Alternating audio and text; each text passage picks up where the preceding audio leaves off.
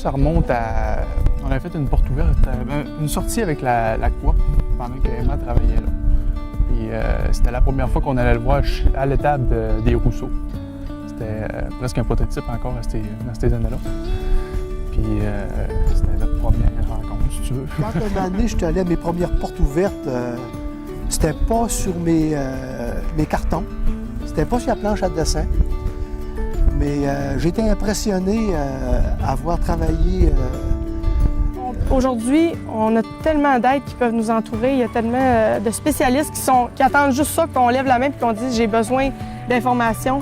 Fait qu'il ne faut pas se priver d'aller chercher cette aide-là pour après ça prendre une décision plus éclairée. Parce que nous autres, on est du monde qui aime ça aller de l'avant. On aime ça essayer, on prend des risques.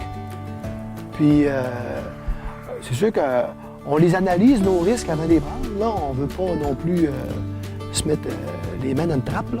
Mais va t'aller voir les portes ouvertes, va jaser avec les producteurs qui en possédaient déjà. Puis on voyait qu'il y avait quelque chose à faire. Oui, le robot, ça se paye par lui-même, c'est sûr, parce qu'un 3-traite nous a permis.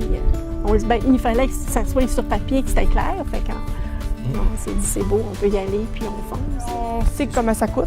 Fait qu'on connaît un peu les revenus. Puis je sais qu'à 3 traites par jour, on parle d'un 10-15 %, mais des projections, c'est pas comme des vrais revenus. Fait que est-ce que ça va vraiment répondre aux attentes ou on va être un peu déçu? Puis si on est déçu, est-ce qu'après ça, on va être très serré financièrement puis ça va être des situations précaires? C'est ça qui m'inquiétait, là. Mais finalement, on est agréablement surprise. Je pense que j'avais des attentes minimum puis ça a été bien au-delà de ça, là.